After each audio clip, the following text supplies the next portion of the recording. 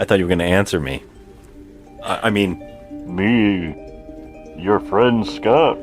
Not a crab, I promise. Joe. I don't have dynamite in my crab hand. I have in my real hand. In my human hand. I just want to see how long you're going to continue on with that. Joe. Now it's garbage.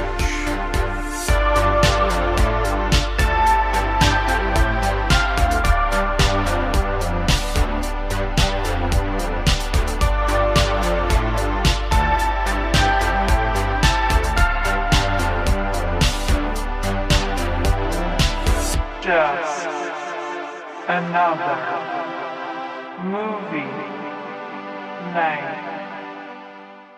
Hello, everybody, and welcome to the show. We are Just Another Movie Night, and I'm Scott. And I'm Joe. Joe. As the crab person just said.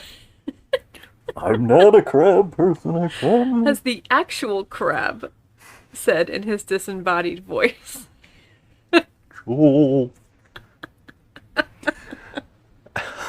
What did I already say? Hello, everybody, and welcome to the show. And I said all that. Did I say it all? And all right. What? And what is this? This is Talking Trash. Talking Trash. You know why? Because this is our show to spoil, review, debate, crap on, and give second chances to the hated, the lowest rated, the much debated, and the often forgotten flicks on the internet, all while asking the question, is this the worst movie ever made? And if not, what is? Because here on the show, we believe that you need to know what the worst movie is to truly review films. Right? Right. And what are we doing today, love? So for 5 weeks, we're going to explore 5 decades of legendary producer, writer, and director Roger Corman's career. And I have to say, he's a national treasure. Okay, I'm just going to put that out there. He is a national treasure. His career is so extraordinary. He has started off the careers of so many people, such as Jonathan Demme, Joe Dante, Francis Ford Coppola, Ron Howard, Martin Scorsese. Martin Scorsese says that working with Roger Corman, he said this quote, "I think I got paid scale, but it didn't matter because basically you were getting the chance to learn how to make a film. When you think about everyone who went through that University of Corman, it's a remarkable impact he has had on American cinema." Yeah. And that is 100% the truth. So this episode will launch a few days before we celebrate Roger Corman's 98th birthday. 98. 98. Oh my God, bless him. And he has 944 credits on IMDb. So that's 492 as producer, 56 as director, 45 as an actor, and 10 as writer. And so this is his 10th directed film. And I'm so happy because this one in particular was my choice of the 5 because I absolutely love the old black and white creature features. And nobody did creature features like Roger Corman. And so today we're talking. So let me just to everybody out there, grab your ascot, flip up your collar, grab some dynamite because we got crabs. We're talking about 1957's Attack of the Crab Monster. Monsters, plural. Monsters, plural. Yes, we should say definitely has multiple crab monsters in this film. Well, no. I mean, I think there's 2, but, that's all that we've seen. Yes. Okay, the movie was written by longtime Corman collaborator Charles B. Griffith, who wrote Bucket of Blood, Little Shop of Horrors, Death Race 2000, and he's the co-writer of a little movie that Joe loves so much called Barbarella. He also has an uncredited cameo as the Seaman Tate in this film. He sadly passed away in 2007 at age 77. The movie is a runtime of 1 hour and 3 minutes. Very short one. Yes. It had a budget of $77,000. It also got put on the drive-in double feature Terrorama with the 57 film, Not of This Earth. It is said to have made $1 million on its double billing. Wow. Yeah. All right. The actors are the most notable, anyways, are Ed Nelson from Bucket of Blood, who played Art LaCroix as Lieutenant Quinlay. Mel Wells from Little Shop of Horrors, who played Mr. Mushnik, as what was his name, Jules Devereaux in this movie, and Russell Johnson from Kill Squad. Oh, and a little thing called Gilligan's Island as the professor. When you were in your teens, didn't you ever go to a drive-in movie? Once. But the curvature of the screen and the fidelity of the sound made it impossible to enjoy the picture. Let me start again. Yeah, he plays Hank Chapman. Nice. Yeah, this is all coming after. Now, I love to talk about this. One of my favorite things about horror in particular. But this is what I love about horror movies is talking about each decade in horror. You can tell what was the terror. Now, I don't, a lot of people don't realize how every decade of horror is about something that the public was fearing. So in the 50s, we were dealing with the fallout of using the bomb. And in 1945, we dropped 2 bombs in August of 1945. We dropped 2 bombs, and after that, movies were affected by heavily about the fears of what that atomic age would be. So it was all atomic horror, and mostly what came from it was giant creature features or mutations, because that was the big talking thing. The big fear is, what will this lead to? What will change? What will radiation cause? So every film, it was like giant bugs, giant monsters. And this movie is no different, because this is a giant crab film. Which is wild to say, but yeah, that's an amazing thing. I love it. I love when you can see every decade and what changed or what's in the public conscious. Like, we have what the 60s dealt with, like that whole hippie thing, or coming back from war horror and people, drugs and stuff like that. The 70s were like serial killers, right? Mm-hmm. And so forth. The 80s had like epidemics, like people like suffering from certain diseases and unknown disease and stuff like that, but really into the conscious. And then 90s horror kind of died out a little bit, got back into slashers, the roots, but more also homegrown horror. And then 2000s we're dealing with psychology, like all psychological scares. I love that. I absolutely love watching each decade grow in its thing. I think we're in a time now, which is my favorite kind of horror, that psychological stuff. I love that. But there is something to just love about 1950s sci-fi horror. Oh, I love it. I that love black whole and white atomic films. age. Yeah. Yeah, I love the ginormous monsters, Yes. the kaiju. The creature double feature drive-in specials. Mm-hmm. Just something quaint about them. So much cheese and so much like makes your brain want to melt, but it makes you also go into like a fade back and just enjoy yourself, and how corny and how ridiculous it is. Yeah. Well, Yeah. since you mentioned the drive-in, I'd like to just say how excited and lucky we were to actually be able to see Roger Corman in person. He was at the Joe Bob's Jamboree, the last drive-in, Joe Bob's Jamboree in October last year, 2023. And Joe Bob had him on and presented him with a Lifetime Achievement hubby. And I thought that was so sweet. And they showed Bucket of Blood on the big screen for all of us. And Joe Bob was like talking to Roger, and he's sharp as a tack. Yep. I mean, sharp as a tack. He was 97. And he's just... he's Always smiling. always laughing. smiling, happy just to be there. And it was such a wonderful thing that we got to do. And I credit Joe Bob and Darcy for doing that, because they love Roger just as much as pretty much all of us. And I just thought that was a wonderful experience. Yeah, absolutely.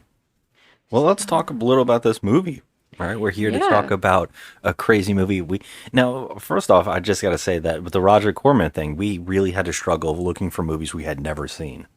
I mean, he has a very, very vast IMDb resume. Yeah. And I mean, like we said, 900 credits or something like Yeah. that. And, we had to go through and find a movie from each decade. And it was so funny because I think when you were talking about how you wanted to do this in particular, like, oh, I really want to just do a Roger Corman month and just explore all of his movies. And I said, how cool would it be to do a decade Yeah. each time? And you were like, well, I'm not finding any from the 50s. And I was like, no, no, no, no. That's impossible. I'm going to go dive into Because the that. list, I think, was just so freaking long. And I was like, okay, at some point, my finger just got tired of scrolling. But I wanted to do this because I think it's really sweet. His birthday is 2 days before mine. Yeah. And I was like, okay, this is going to be a great, like, a little thing for us to do for my birthday month for April and his birthday month. So that's why Yeah. we picked these movies. But I mean, just me excited to go look for a 50s movie. And I'm like, oh, I know I'm going to find him because that's when he was on his roll. And again, I chose a movie that actually was one of his most successful.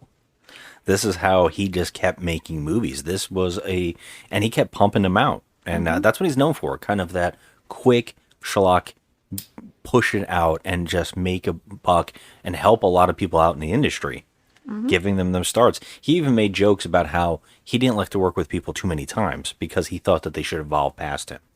And he wanted to give them their start, give them the break, let them loose. And that's what happened. And most everybody he gave a break to or a shot became something huge. So many people. Yeah. We'll list them each week. We'll list more and more people and some quotes.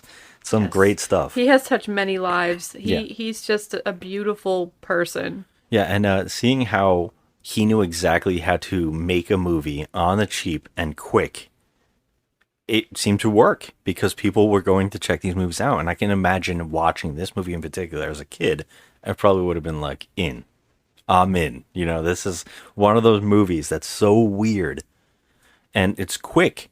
So you don't really have a lot of time to think about what we're watching. Yeah, not there's no too time. much wasted time. It's constantly doing something. Yeah, it's funny because there's nothing psychological about this. This is just a 1950s creature feature. Yep. And it's an hour long. It's an hour long because they were booking these into double features, and it probably happens with cartoons and trailers and all that. Go get your snacks. This was a 3-hour event probably at the theater. Oh yeah, for sure. But this particular movie, hours. this felt like it was adequate. It was an adequate amount of time to tell this particular story. Let's get into it because this movie is hilarious. There's so much to chat about with this film, which is funny, and at the same time, because the plot's so small, there's not really that much to talk about. There's really not, but there is. It is, I know, and it's also us. But yeah, this movie starts out with a boat coming to on a beach. And the boat is full of scientists. There's a whole bunch of scientists on this boat. And it turns out that they're looking for the last group of scientists that were on this island. And I guess they were testing after the bombs and the Bikini Atoll tests. They're testing to see how the fallout affected the islands around that area. So that's when these scientists came to this island in particular, but they all went missing. So this new group, of course, it's just like the holy hand grenade. Once one guy goes in there and goes touch it, the next 5 guys got to come in and touch and all die until they figure out maybe we should stop coming here. And this is what's basically happening. A bunch of scientists have gone missing. Send the next batch. Yeah, well, right now we got a botanist, 2 biologists, a nuclear physicist, a geologist, and 2 demolition experts. I was going to motion to you. Why do we need demolition experts? Who were the demolition experts? Okay, the 2 sailors? The 2 sailors, yes. Yeah, well, they brought some people because I'm guessing on a research thing like this, they're going to want to get into the soil or caves and test to see because they're trying to test every little outlet of the island, I would guess. Well, I love this because one of our lead guys is basically just an engineer. Hey, Hank, you're a scientist. How come they need a demo team like us in the sunk of dirt? I'm no scientist. I'm a technician and a handyman. What does he do? He's a geologist. No. The guy who played the professor on Gilligan's Island, which is Oh, he was the botanist. No, he was not a scientist at all. He's actually the one that tells the other 2 sailors who look like Shipwreck from G.I. Joe. Russell Johnson is the actor. his name is Hank in this movie, Hank Chapman. He says straight up to the two sailors, I'm not a scientist. Because they're saying to him, well, why are you scientists here? And he's like, I'm not a scientist. Hey, Hank, you're a scientist. How come they need a demo team like us in the sunk of dirt? I'm no scientist. Then what was he doing there? I'm he was just looking for the other team. No, he's like the engineer or something. He's like, I'm just I'm a technician and a handyman. a guy who's helping out. Like, I'm just like like an engineer, or I don't know if he was like boats or whatever. I didn't really know what his gig was, but he's like the one to tell the other guys, like, hey man, it's their show. I'm just here to hang out. And he's the one that tells, oh, that's an engine. And by the way, the funniest part about that is he tells the two sailors, like, each one of the persons, like all the other scientists, what they do. And he's like, I don't know anything about this science mumbo jumbo. And then he goes, well, that person's here for geology, and this person's here for this. And I love that he says, there's two biologists. There's two biologists, one nuclear physicist. No, but he goes, there's two biologists, and he goes, one is looking into the animalism of the island, and the other one, she's testing seafood. Dr. Vigon's group is here to study fallout effects at their worst. Dr. James Carson is a geologist. He'll try to learn what's happening to the soil. The botanist, Jules Devereaux, will examine all the plant life for radiation poisoning. Martha Hunter and Dale Brewer are biologists. He works on land animalism while she takes care of the seafood. Dr. Carl Vigon is a nuclear physicist. He'll collect their findings and relate them to the present theories on the effects of too much radiation. Oh my God. Okay, so I looked at you and I was like, wait, what? Seafood. You mean marine life? Sea life or marine life. Like, that was a weird piece of dialogue.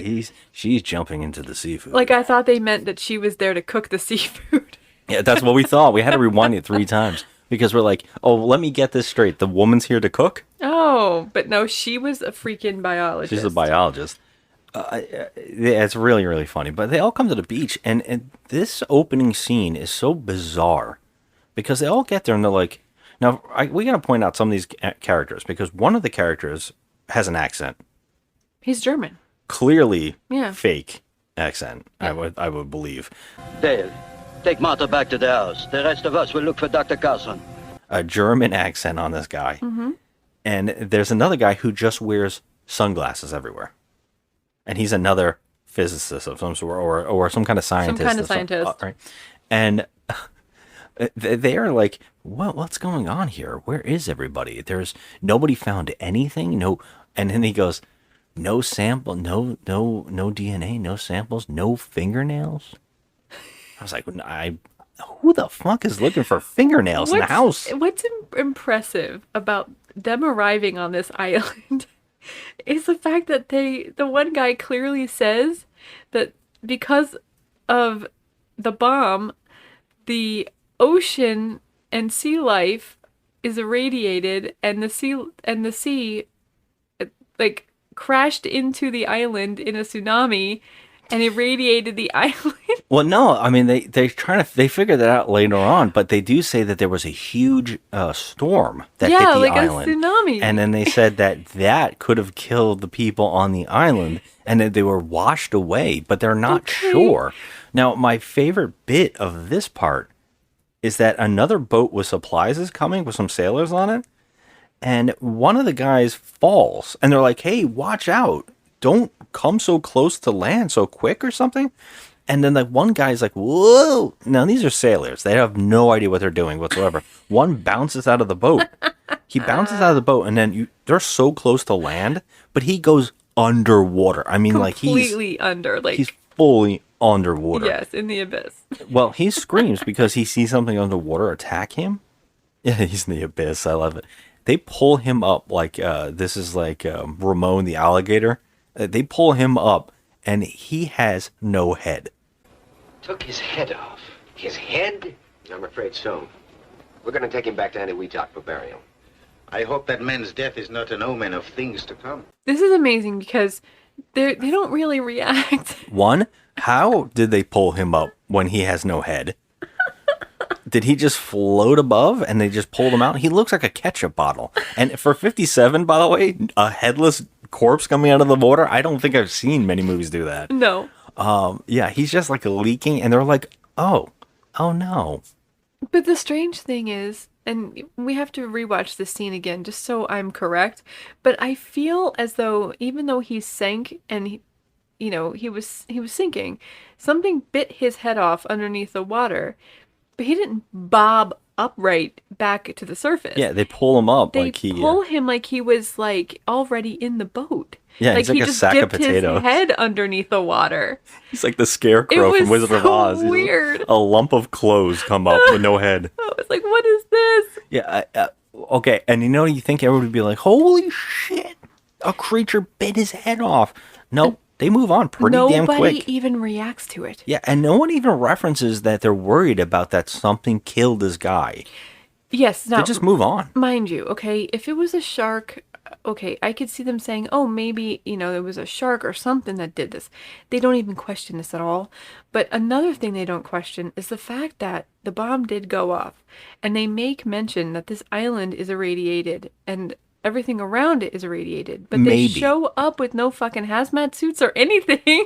Exactly. Well, yeah. It's not that they know it's irradiated. They have no idea.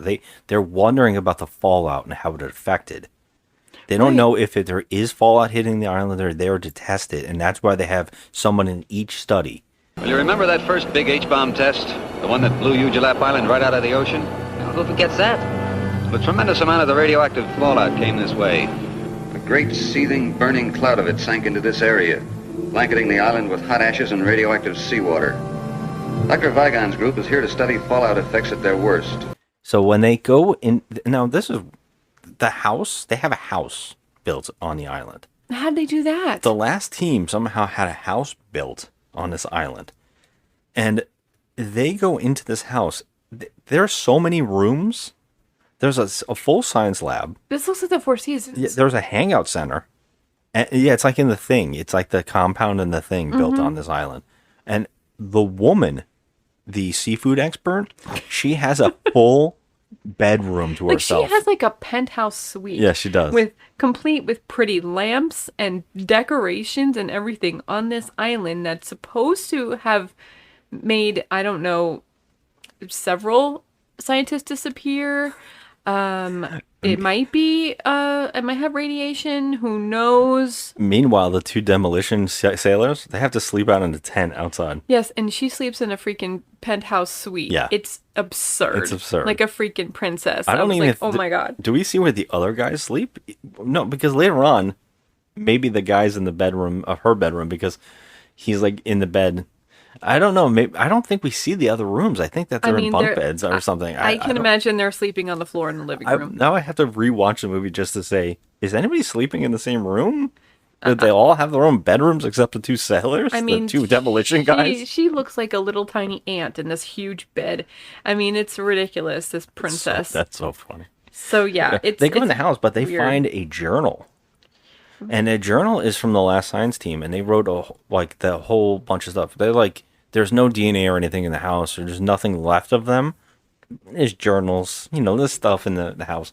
And they read through the journal, and they're talking about how they witnessed a giant worm. That they saw what they believed to be an earthworm that was way too large. And they said they couldn't cut it. Its flesh. They tried to burn it. They couldn't figure it out, but it was like a killer earthworm. At least that's what they think. And the scientists are all like, I don't know.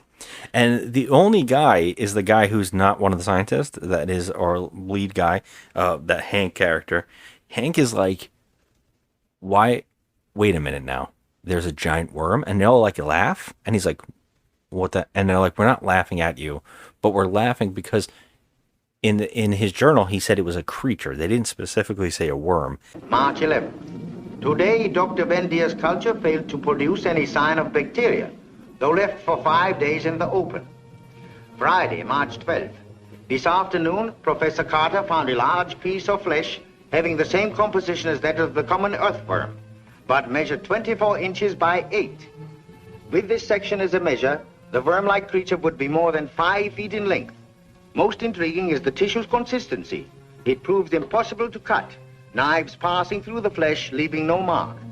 Fire was applied to the tissue, and the calorie result? The journal ends there. He used the reference that it seemed to be an earthworm multiple times. It's not like it crawled out of the sea. And now this is the point where I was like, yeah, but something bit the guy's head off a little bit ago. Are you guys worried about, like, there's maybe a correlation in that? But that couldn't have been an earthworm because earthworms don't, number one, live in the sea. Well, they're saying that it's a creature. There's, like, referencing that it might not be an earthworm.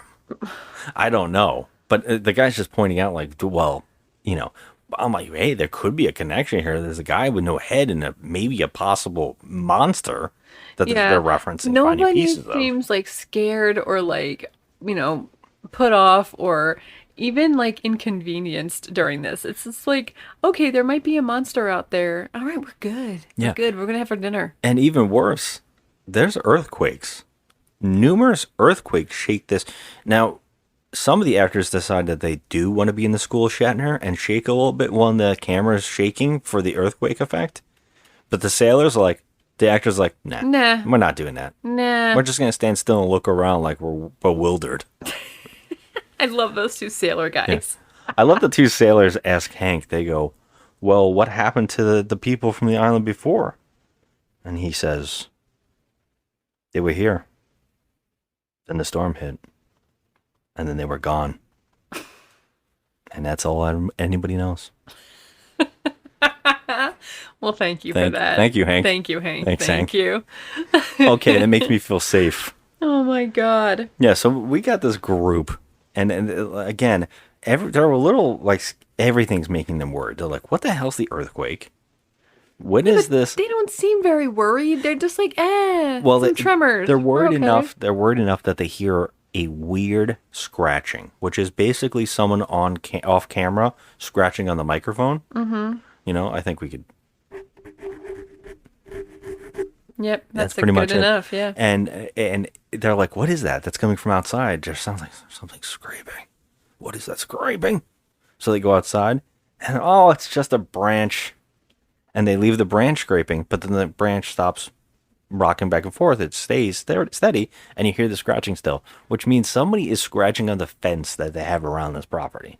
Yeah, and even one guy says, it sounds like two little kids with a stick going over the fence as they're walking by with the stick. Yeah, that's later on. One of the sailors says that, yeah. I was like, okay, well, here's the thing. Just poke your head out and see. Well, they're just like, they're like scared enough to think that might be something, but then they're like, it's our imaginations playing with us. Yeah, let's go have some coffee and go to bed. And even crazier, something that never gets truly explained, is that they have a sea landing plane that the boats were coming from. Well, the sea landing plane is going to take off, go back to its base, and then it's supposed to like come back in I think a week or so. Well, they all go to see them take off and leave, but as the plane is taking off, it just blows up. It completely disintegrates in the air, just explodes. Yep. This is okay. So now we got earthquake, mysterious thing biting Yaz heads off, a whole missing scientist crew, possible radiation. Possible radiation. They're not worried about that shit at all. None of these things really seem to bother them. Every time something happens, they just go, yeah, well, sooner or later, they'll go back to the base. They won't return to the base, and they'll get worried, and they'll come out. And then the German guy's like, no. What's going to happen is they're going to think that they didn't want to leave during the storm. So they're not going to send anybody. Mm-hmm. So we're kind of screwed for a while. No one's coming for them. Yeah. And they're noticing that there's no life form, like no life on the island. No, the only thing that they see, they don't see any seagulls. They only see some crabs come out of the ocean. Land crabs are coming around the beach, which I didn't see this, but people were pointing out online that there is a rope on the sea crab, the land crab, tugging it. Oh, wow, I didn't notice it. Yeah, I didn't notice. I didn't notice a couple of the screw-ups people were pointing out. Usually I really see these things. Yeah, usually with these old creature features, I am looking for like the puppeteer hands or something to appear. But in this movie, I just wasn't looking for that. I was just enjoying the situation. Yeah, we're kind of just laughing and giggling during this movie. But yeah, there's land crabs. Now, all of these things that we pointed out, naturally, the two biologists are just going to go for a nice swim. They're going to go scuba diving. Well, someone got their freaking Freaking head bit off. Yeah. Let me just dip my toe in there and and there's see what no happens. no creatures except for land crabs. They go into the water, of course. All the fish are there. Well, the little freaking crabs are not the ones that bit that guy's head off. So what is doing this? And It was in the water too. So yeah. it's like, So you're not like at least remotely scared or even just a little hesitant. No, the one lady, her name is Marty. She's like, "Wee, let's just go." So they put their scuba gear on. They're just like, but it's so excessive, this scene. Like, I know they're using an aquarium. I Yes. know they were, but there was like hundreds and hundreds of sharks and stingray and manta ray and all sorts of things. no under shark in there. No, It looked like it. just normal fish. You know and those? some What are those manta sharks rays. that, or is it a shark that stays on the bottom of the ocean Oh yeah. floor? Okay. Yeah. Yeah, I saw it. I learned about these things. Was it a sand shark? I've Not been, a sand shark. I've been to SeaWorld. I know about those sharks. Yeah. They stay on the ocean floor and they just eat like whatever crap. I don't know if that's a shark. Is that a shark? I think it is. Well, I saw one. I know. I recognized it. Well, so we're you can not tell it was privy to seafood in our Hey, class. hey. I don't remember the class I took on seafood. I can destroy some crab legs. Okay. I mean, destroy.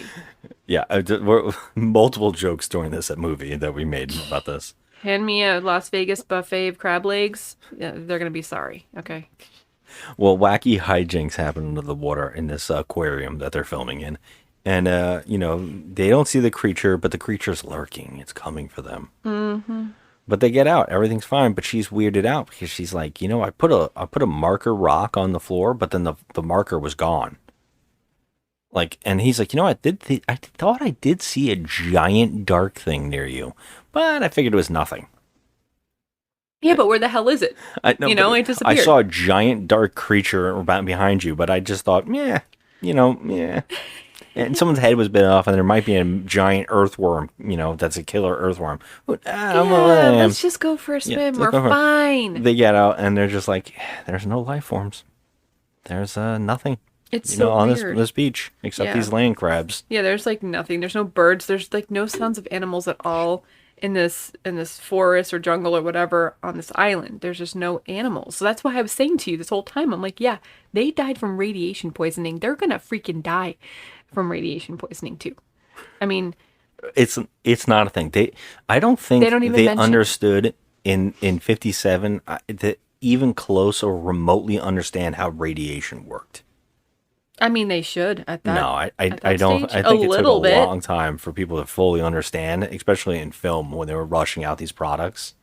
They weren't thinking about that. They were thinking more about mutation, possible mutation. But of how do you DNA. think that happens? Toxic sludge, Again, we know that in the radiation. long form. We understand that in the long. They don't understand the human. I mean, there's nothing. They don't even reference that. They just think that they're basically there to test radiation mutation on the island in all forms.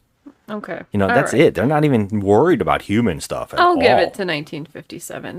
They get a pass. And at least that's what this movie seems like. And again, we're talking, the science in this movie is just complete ridiculous garbage. It is just hilarious. There's science in this movie. Yeah, I know. The people, you can see why they sent them to this island, because these must be the worst in their field. Oh my god. I mean, the woman is a biologist in seafood. So, let's just talk now about the geologist, because he does something that is just mind-blowingly stupid. There's earthquakes, and they're realizing that during the earthquakes, parts of the mountains are going. They're just having avalanches. And they see basically one of these avalanches has made a tunnel or a hole system. Huge crater. Crater. And they're at the top of it. Now, first off, that's iffy. I don't know how far I want to get up on the top of a thing that's collapsing constantly. Right. He gets up there, the geologist, the German, I don't remember, I think he is the physicist. The nuclear physicist. Yeah, they get all up there, all the scientists, and the geologist is like, "We got to go down there," and he's like, the physicist goes, "No, that is going to collapse, and it is super dangerous. I even know that, and I'm not the geologist." The geologist doesn't give a shit about the possibility of an avalanche. He's afraid of cave-ins. I'm not. Keep this army out of sight. Jim, you don't know what's down there. What could be other than earth, water, and a few land crabs? No. He's like, we got to go down in that thing. It doesn't seem like anybody is taking any necessary precautions at all. And this is wild. I don't even know if this makes particular sense, but the rock around the area they're finding has turned to like glass almost. I don't think it's glass. I'm not going to talk out of turn because I don't even understand half the shit that's going on in this plot. But they're seeing it that it is like becoming, that it was so heated that it's like turning to glass. Why, it's glazed as though it had been fired in a kiln. But they don't even... They don't really particularly explain this enough. There's a whole mumbo jumbo scene, I think, and I'll try to stick in here. I am not sure. But imagine they are able to send out arcs of heat. They are packed with it. The sides of the pit were glazed as if the rock were melted. They can melt and fuse parts of the caverns, explode the materials contained, and bring about the slides. Why? To get at us, of course. Looks like we're on the verge of a blessed event. And the geologist is like, And again, the biologist points out what's going on instead of the geologist. Mm-hmm. Yeah, all these people are just terrible in their fields. They're just all insane. Even the demolition guys are playing poker with dynamite. Oh my god, I thought that was so funny. They're in their little tent again, these two are sleeping in a tent. Yeah. Why? Why are they shoved outside to deal with the elements while this bitch is like in her fancy bed with her down comforter? Yeah. And there's giant storms happening. There's storms. It's so dangerous to be out there. It is. It's really weird. And during the but it's so nuts. It's so nuts. They're like all figuring out. They're trying to also get a signal on the CB radio, trying to get a signal across to wherever they can. They keep picking up, and I'm gonna have to say this, I believe, Pineapple Joe. Am I saying this correctly? Pineapple Joe. Pineapple Joe's radio station from Hawaii, I believe. Yes. They're picking up, basically that's all they're picking up. And they're like, oh, that's the closest thing, but we can't find anybody to talk to. We can't get a signal out of here. What happens during the night, one night, is that the woman is sleeping, the seafood expert, is sleeping in her bed, and she is woken up to a person calling her. And it's really disembodied voices going, Martha, Martha, come outside, Martha. And she's like, Mikhail? Mikhail, is that you? She knows the scientist that this voice is, this disembodied voice that's calling her, waking her up at night. Martha, awake. Martha Hunter, awake. Awake, Martha. It is McLean. Awake. McLean? Martha, come to me. Help me. Help me. She recognizes it. Apparently, he's one of the scientists from the last team. That was missing. That is missing. And he's calling her, and he's like, yes, it's me. Come outside, I want to show you what's, where we are, and I want to talk to you. And she just kind of like goes outside, and then she runs into the geologist. And he's like, did you hear it too? And she's like, yeah, I heard Mikhail. He's calling us from Mikhail's Navy, from a different island show. And he's like, I heard it too. I know it's out there. I don't know where it's coming from or why how could it be? We can't find him on the island. So in the morning, they don't go any further past the fence at night. The voice stops. So in the morning, the geologist's like, I want to go down that hole. So regardless of what they've been telling him about how stupid it is, he decides to go in the damn hole, and it, of course, collapses on him. There's a cave-in. Yep. And he disappears down there. And he disappears, and they can't find him. So, naturally, this idiot, they're all like, oh my God, I tried to warn him. But they start hearing in the middle of the night again. Now they hear that guy's voice calling. Yeah, the guy that just disappeared. So people on this team are hearing disembodied voices. They're all hearing it. So it's not just like appearing to one person. Yeah, it gets more and more as the movie goes on with different voices of these people. So the woman, Martha, but they call her Marty. So she was outside the hole and was helping the guy get down into the hole, and she just lost contact with him. But then there was like a tremor and she fainted. Oh, So- that's right. I forgot that she shook so hard that she passed out. Yes. Like it was comical. But anyway, so they find her passed out and fainted or whatever at the top of the hole, and they wake her up and she's like, "Oh, he went down there, whatever." And they're like, "Yeah, we heard his voice. We heard him. He was talking to us." And she's like all disoriented. So they're like, they arrange I guess a rescue. Then we're going to go down there and they're going to get him. But they don't go down the rope. They take the cave. They find a cave That's on the beach. And they go in there and they find blood everywhere. So he obviously was hurt. But we never find his body. We never find anything that happened to him. We have no idea what happened to him. But they happen upon it. I see. All right, because I thought we didn't find it until some other people were killed. Because I thought we get a lot of hands. No, yeah, see, I'm right. We get so many hand things you're forgetting about. Hand things. Yeah, we keep seeing the claw. Oh, okay. So, yeah, and then that night, they start hearing the voice of him, and they're like, he's alive. I can hear him. Right? And so they think he's alive. They're like, in the morning, we have to set out to see if we can find him, and hopefully he's alive.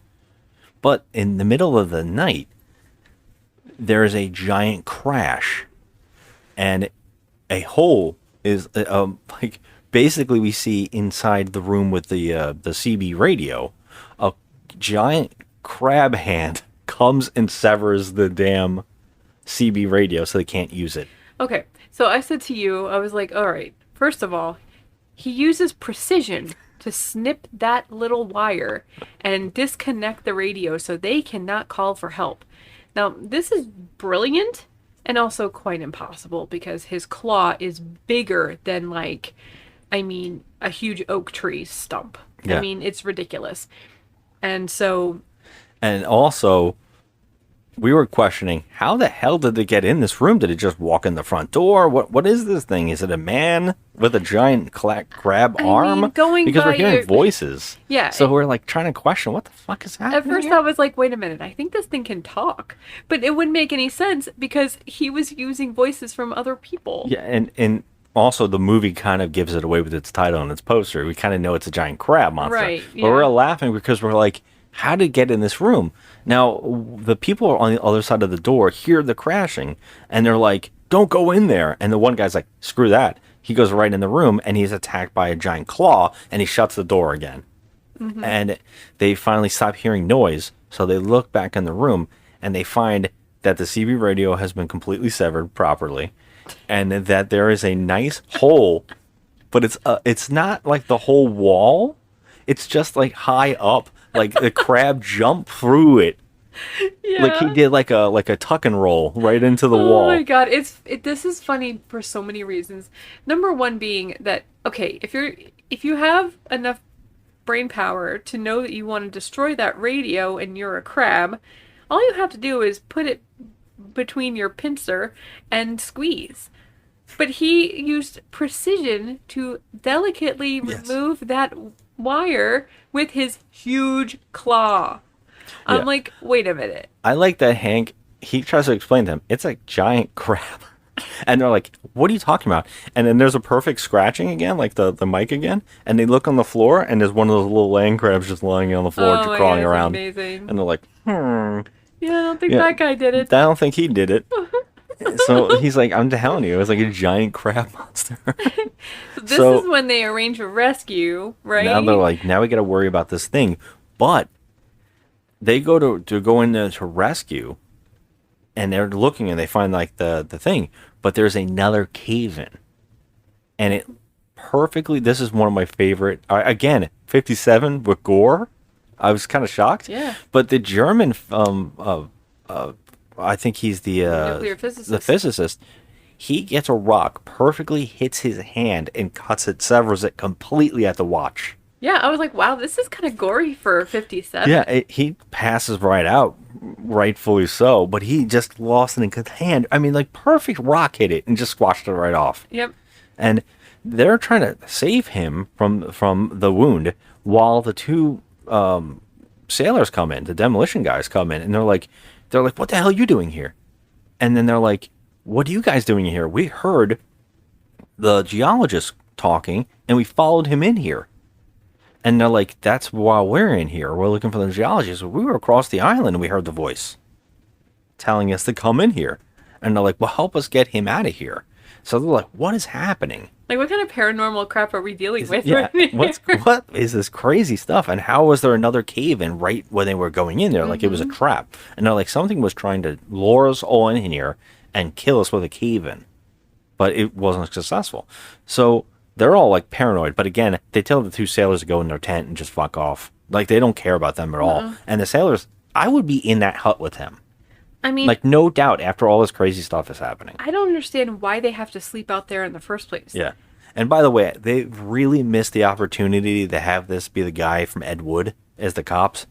Oh, like the my sailors. God. They would have brought so much humor to it that they needed a lot of humor That from would have these two been guys. so good for Bride of the Monster, right? Yeah, well, the guy, he's in like the trilogy. He's Yeah. in 3 movies as the same character. He's the one that says, "Ooh, these spooky ghosts." He would have been so great in this. But the two demolition guys are out in their tent and they're playing their little game with their TNT when they get attacked by the crab monster, but we only see the hand slice at them and they just scream. All right.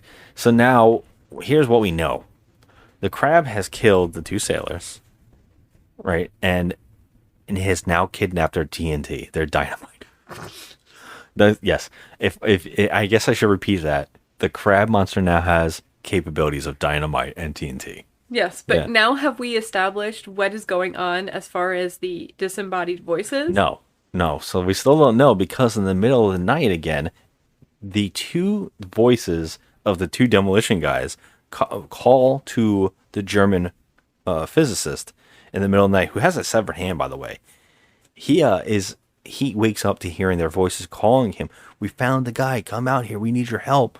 And then he gets up and he follows the voices outside, and he is also taken by the crab monster. Yep.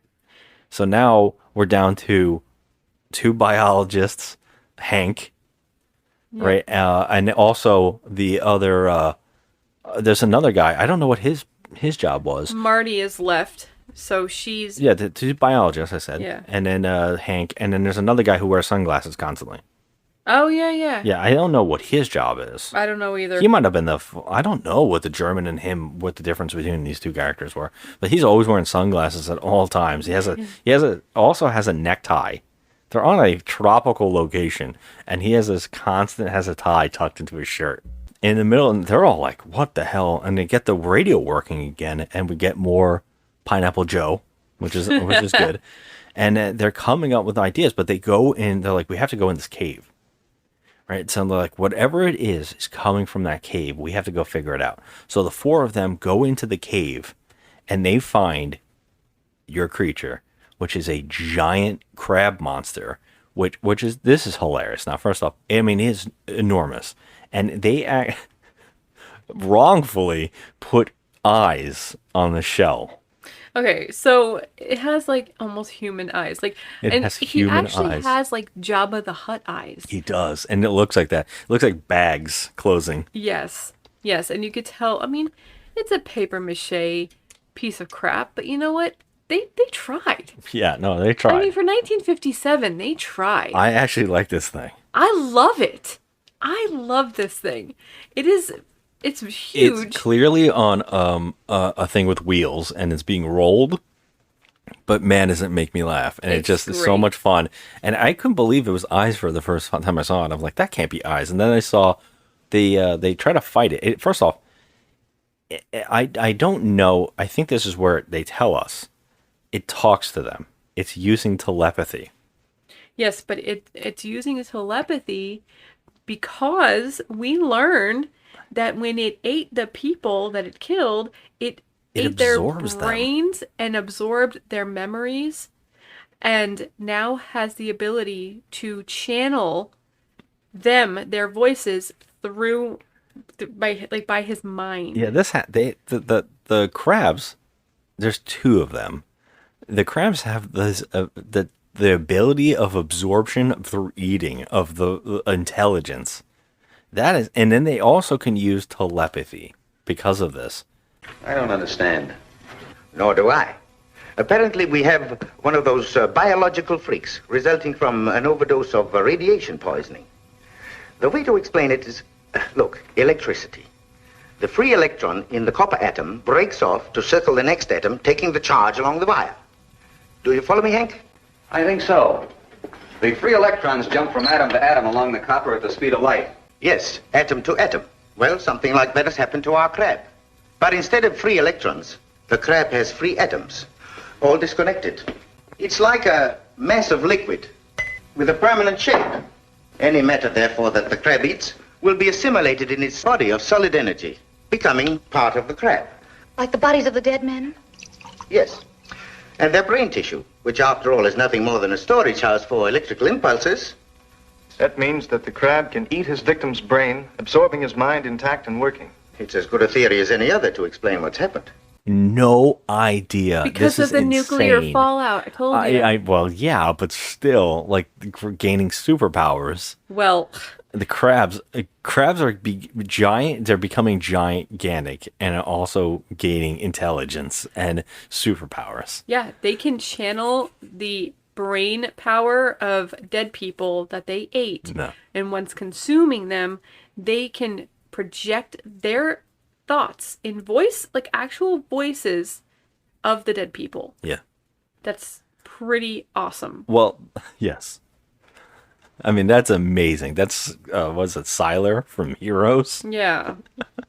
That the crab tries to attack them, of course, but they chuck a couple grenades at it, and one of the grenades hits was it stalagmites or stalactites that are on the ceiling? I can never remember.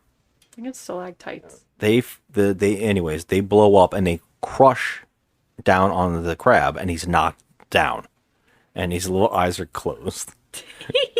And they're able to go up to it. They're like, we killed it. And they go up and they rip off one of his arms. Okay, this scene was hilarious because they literally just pulled it a little bit and ripped off its like little pincer. Yeah. Now, I'm going to tell you something. As a person who loves crab legs, it's not that easy, especially if they're giant mutated crabs. And they also say that in this movie, they constantly say that their weapons do not hurt it. No, because they have a shell. The guns they're shooting at, it doesn't work. The bombs they're throwing at, it isn't working. But he's able to rip it off with his own human strength. Yep. Yeah, okay. Sure. We got you. And like breaking off like a piece of banana bread. Yeah. Burp. Oh, banana bread sounds good. Just So while they're ripping this off, another crab comes, and they're like, "Holy crap! There's another one!" They're able to make a cave in the cave to shut them in and separate the two of them. Mm-hmm. But this only pisses them off. Now they go back to the science lab, their little place with the Pineapple Joe playing, and they come up with all these wacky, out of nowhere scientific mumbo jumbo to explain everything in the movie. Would you like to explain it in scientific mumbo jumbo speak? Can I? Yeah. No effing way can I. But I do love that they have Polaroids of the crabs now. They do, and who was taking those? No one knows.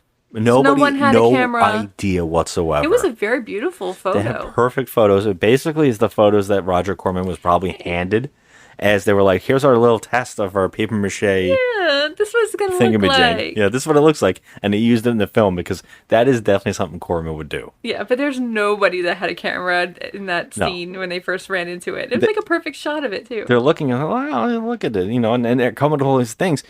And one of the things they come up with, they're like, and that's how they figure out, it takes their voices from absorption.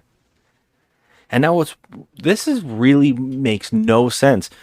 the crab can still talk to him from outside, and he's pissed. He's like, "You took my arm." Yeah. You know, I must. And they're like, "Oh no." What happens actually is they look at the Polaroid and go, "He's still alive." And I'm like, how? You just caused the cave and you didn't even see him get up. The other one came after you. They had already taken his arm, so how would he have an arm in the Polaroid? Yeah, well, I know. And they're like, that's the one we thought we killed. We didn't kill it. And they're like, oh, and this other one's pregnant. And then they go, there's going to be I don't want a lot of those little guys running on the island. The pitter-patter of little feet. Well, one of them says that normal weapons can't hurt them. But they're talking about, well, I wonder if electricity could hurt it. All of this shit is coming out of nowhere, and it's very confusing. But Hank, the guy who's not a scientist, goes, hey, guys, I have an idea. And he puts on some gloves, and he puts the crab leg down on the table, and he electrocutes it. And it makes the crab leg disappear. Yeah, so, like, it didn't kind of turn into dust or anything. It just there literally... There is a burn mark or something like of dust. It was like a burn mark, but it wasn't like...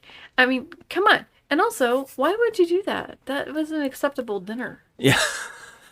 One of the... Dummies. I don't know if they should eat the radiated meat of a creature who They're on the radiated island. I mean, I guess they're already breathing the air and stuff. I mean, what else? It's so weird, but the crab does, like, talk to them through the house going, you know what, I'm going to get you. And now, this is really crazy. The crabs start detonating the TNT they got all over the island and collapsing the mountain. So every day they come outside, they go, oh, there used to be a mountain right there, and now it's gone.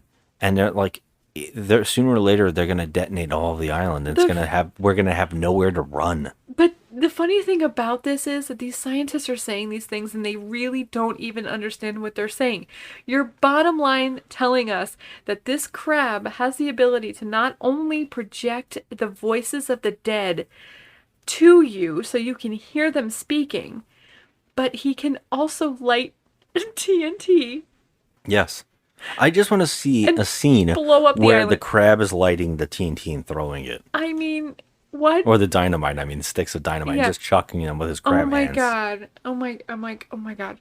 Okay, this is just so. It's just bonkers. All I hear is Zoidberg in my head, and you know, like with the crab legs. Yes.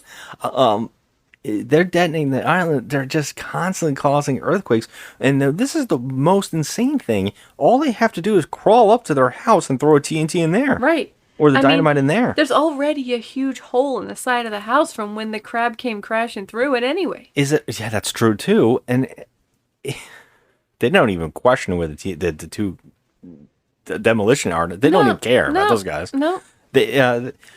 Why they don't attack? But I'm guessing it has something to do with food. Because the reason they have no animals on the island is they're eating them. Mm-hmm. So I guess they're trying to say that their food source is this, and they're going to have the baby. So maybe that's what they want them for. I don't really know, but well, at this point, there's only that's 3 a far of them stretch. left. So yeah, I think there's 4 at this point, and they come up with an idea. The one scientist with the sunglasses comes up with an idea to make electrified landmines, and he's like, I'm going to put them out here. We're going to lure them in. They're going to walk on it. And it's going to electrocute them. They're going to evaporate. Which is pretty smart because he's the only one that's actually had a very viable plan. Yeah. When Hank is not even the scientist, and he's like, what if we electrocuted them? They're trying to shoot them with guns. That's how dumb these other people are. I'm like, you guys so are freaking funny. scientists and nuclear physicists and stuff like that, and you're trying to shoot a crab with a hard shell on it. They keep doing it too.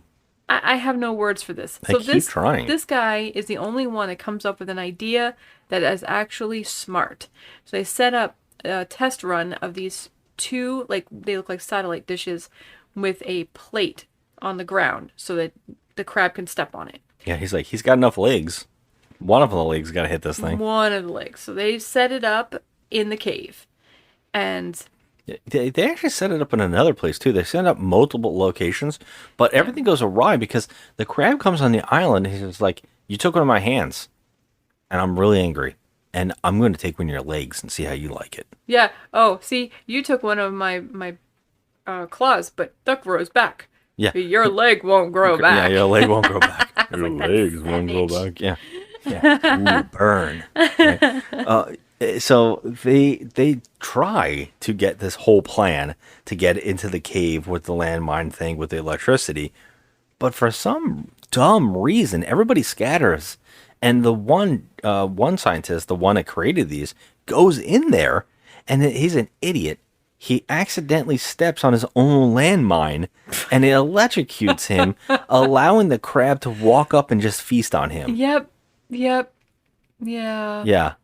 So they've done fucked up. I mean, he was the only one that had half a brain cell in his skull, and then now They're the worst you of actually the worst. stepped on the freaking landmine plate and got yourself electrocuted by your own device. Yes. How dumb can you be? So now there's only 3 of them left, and I'm telling you, they roll up in the cave, the 3 of them. They find the guy's body there. He's getting completely destroyed by this crab. Yeah. So they run to where this big tower is. Yeah. And this is like they're falling back and they have nothing else to do. They have nothing else to do. So they remember that there was a toolbox there that had grenades in it at this big tower. And they run over there and they try to take the grenades. And of course, the one asshole's still trying to shoot this goddamn thing. Like, you have a handgun, dummy. Yeah. Like, what are you going to do with this? So one of the guys climbs on top of the tower because they realize that their firepower is just not working on this crab. It's mostly because Hank, we were laughing because there's a running joke that we thought that it's this biologist and Hank are basically trying to get the affection of the woman, the other biologist. That's Marty, like a running love triangle type thing. And we just assumed Hank and her are going to hook up. Yeah. And it seemed like Hank was always pulling her away from the other biologist who was her friend, and they seemed like they were lovers. Mm-hmm. But Hank, he's a boss. A couple times he actually pulls Martha away to go, he's okay, the other guy. Just leave him alone while he's fighting off the crab. But it turns out that at the end they get up to a ridge and Hank jumps down and the crab slashes at his leg and hurts his leg really bad. And the same thing with the other guy. The other guy's chucking grenades and it's actually seeming to hurt the crab because he keeps roaring. He's getting like a little discombobulated, but it's not really hurting him. He's just annoyed, I think. Yeah. So, but they keep doing it. So but Hank climbs up on that freaking tower and purposely severs drops it onto him. With him on it. So he sacrificed himself to destroy this crab. And he killed both. Because, the other one they killed the other one already, too. Yes, so both crabs are done. And he dies on top of the crab, and we just get to see Martha and the other scientist hold her head and they cradle, and they're basically like, I mean, it's very sexually cradling each other while they're watching their friend be electrocuted to death. Yeah. And the guy that you think is and I also got to point out, we didn't even say this, we didn't notice this, but the only guy not playing a scientist is the guy who's known to be the professor. On Gilligan's Island. That's the guy, and he turns out to be the hero and dies. I kept saying, I feel bad for this poor bastard. He's even the one that came out with the electrocution. Yeah, he should have made it out. But, the movie just lingers on them cradling each other with the fin. Yep. The end. The end. But, honestly, I feel like this guy, he went out like a boss. I have respect for him. He did. He really did. He, saved them. But now they're kind of screwed. What are they going to do? There's no way out. They have to wait for someone to show up. They're going to have to wait for someone to realize, maybe we should go check on them. Yeah, another bunch of scientists they're going to send out to die. They're like, these are a bunch of other idiots. Let's get rid of them. Yep, that's for sure. They're going to send another rescue team and the shit's going to happen over again. But you know what, though? The crabs are dead, so no, not really. The fact that, now I guess they're kind of insinuating that the crabs chucked dynamite at the flying plane. Oh my god. How did the plane blow up? We never really find out. No. It's so odd.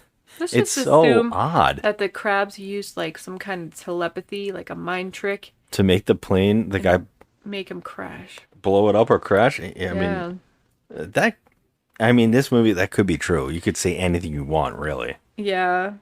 I mean, you literally could. I was looking up this movie, information in this movie, and I found just the words The crabs are now invulnerable to the most standard weaponry because of their cell structure mutations. And I was like, God bless them. I mean, God bless they the have work shells. that went into this movie for no reason. Yeah, it was a little bit overthinking, Yeah. bit overthinking there. But Roger Corman had something to say about this movie. Yeah. So I'll read you a quote that he actually said, if that's okay. Mhm. I'll read that. So he says, this is Roger Corman, "This was the most successful of all the early low-budget horror movies. I think its success had something to do with the wildness of the title, which even I admit is pretty off the wall. However, I do think a lot of its popularity had to do with the construction of the plotline. I've always believed that, in horror and science fiction films, too much time is usually spent explaining the characters in depth and developing various subplots. Genre audiences really come to these movies for their science fiction elements or their shock value. Of course, they want to understand the characters, and they want to empathize with them, all in order to share the emotions present. But they don't wish to do that at the expense of the other aspects of the picture. I talked to Chuck Griffith about this. Chuck and I worked out a general storyline before he and I went to work on the script. I told him, I don't want any scene in this picture that doesn't either end with a shock or the suspicion that a shocking event is about to take place. And that's how the finished script read. You always had the feeling when watching the movie that something, anything, was about to happen. I think this construction, plus the fact that the creature was big and ugly, won audiences." And I agree with that. I mean, I think that it was pretty effective. No, I agree. If I saw this as a kid or whatever, I would have been like, damn.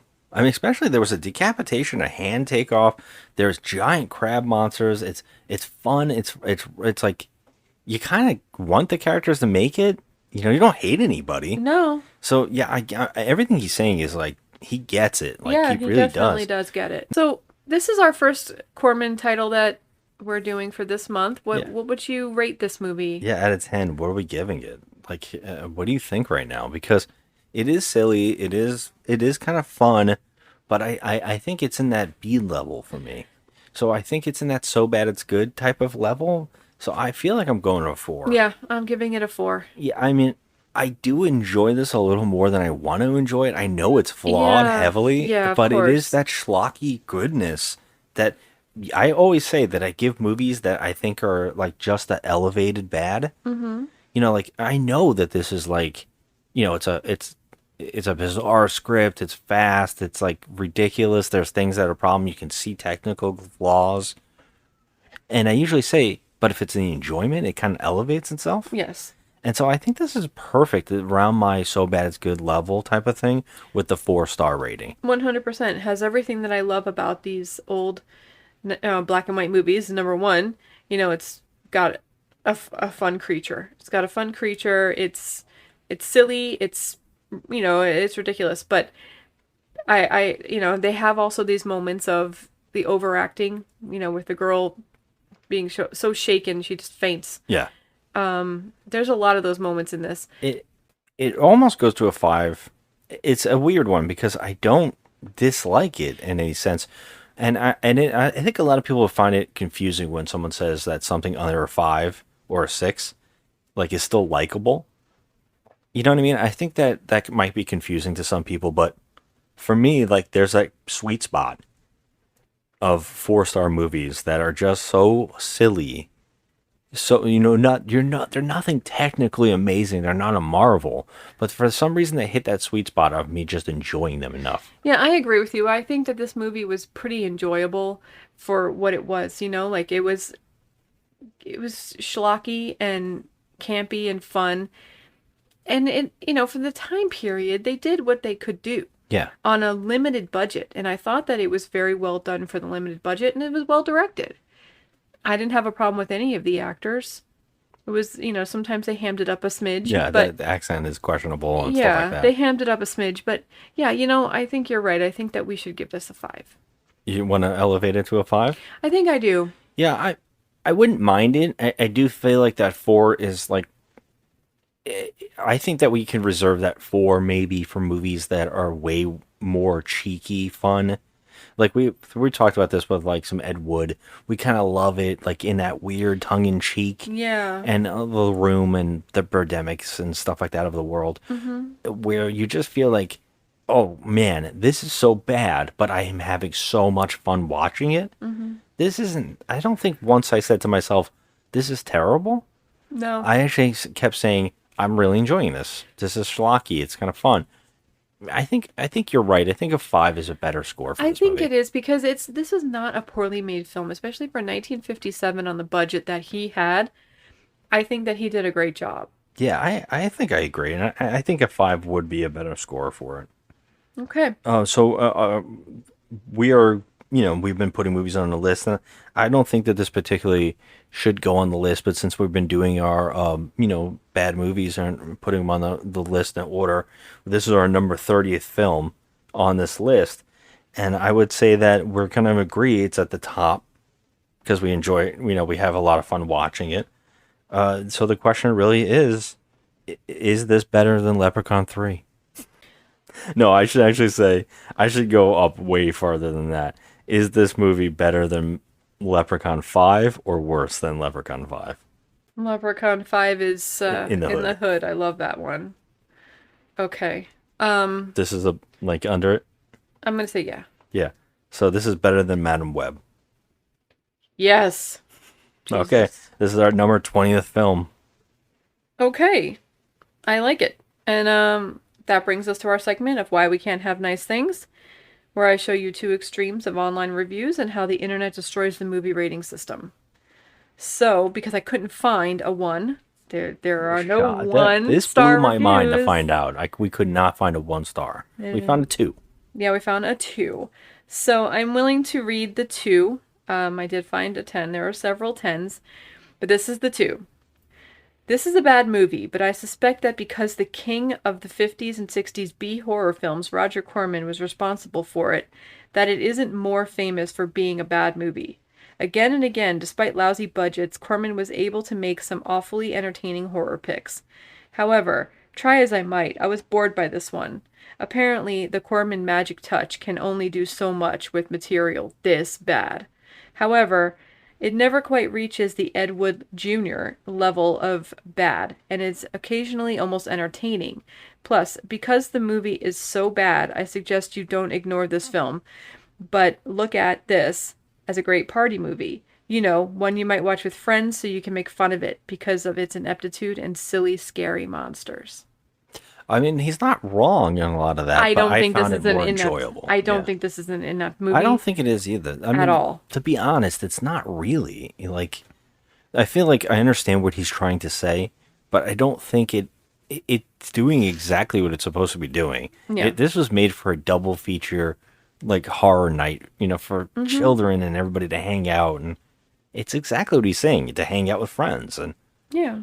I think it nails that. Yeah, I don't think this is an inept. I don't think you should use that word. You and me have seen way worse movies around this my era, God. this decade of horror movies and these Yeah. sci-fi movies and these atomic age monster movies. We've watched some garbage movies, and this is a breath of fresh air. I was actually expecting this to be more silly and more, just not enjoy, but a giant telepathy talking crab monster Yeah. is something next levelly weird that I kind of really enjoyed. So that I understand it, but I have to disagree. I love the imagination of this. Yeah. I love it. But I think this next one is the more absurd to me okay. when we're going to a 10. Yeah, we're going to a 10. One of the best grade Z movies ever. Yes, I gave the film a 10 out of 10. I'm not proud. Where this movie is concerned, I have no shame. I love this movie from the moment I saw it on New York's Creature Features way back in the late 1960s as a 5-year-old. At 5, this movie scared the crap out of me. Now it's just cheaply done fun. How can anyone who reads the title or the plot about a research team on a lonely island being stalked by giant crabs that eat the brains of their victims and then can talk like them and expect it to be anything other than it is? If you're interested in the plot, then odds are you're going to like it. That makes the film stand up as more than just a grade Z piece of trash. is the fact that the actors, what makes the film stand up more as a, more than just a grade Z piece of trash, is the fact that the actors sell what they're doing. You believe that what they believe. Had this been done now, it would have been a nod and a wink at all that would have been forgotten within 10 minutes after the cameras finished rolling. I don't understand what that means. The visual effects, the destruction of the island, and the crabs themselves are a cut above the typical 1950s horror sci-fi monster. There is something ominous about them, even if they don't movie all that well. A great popcorn film. Okay. I mean, a little bit of that was confusing. See, that's the thing. This guy even knows that the 10 is insane. He knows. He knows. I just don't know why then give it a 10. But, I know a lot of these people are pushing it, trying to get that. I think it has like a 4 on IMDb. And I think they're trying to push it high by giving it 10 scores. I understand what these people are doing, but I think that they are the reason that no one knows how to trust reviews. Right, and this is the type of person that likes, will give Barbarella a 10 out of 10 because of nostalgia. And I get it. I mean, you're always going to have those movies that you hold a little more dear than others, and you're going to want to boost up. But yeah, in this particular one, that is insane. That is insanely high. And especially since I know for a fact that this person probably loves a lot of other, creature feature films a lot better than this film. Yeah. I understand that, I get his love. I understand it. But I think, knows that it's probably in that 5 or the 4. Yeah. They know. But yeah, that's so funny. At the end of the day, though, this was a good one. I'm a little worried going further in, because I know as the decades come on, especially with Roger Corman and a lot of filmmakers, their sweet spot was a certain time. And I feel like his sweet spot was this 50s. Making these cheesy creature features. I think there's something about that really connected with him. But as he gets onward and years, movies started getting more stuffy, slower, lower budget, and they didn't do the creature stuff. They didn't do the special effects. They started getting around it with really, really stuff, and also reusing footage. And I'm a little worried going further each decade to see how that works out.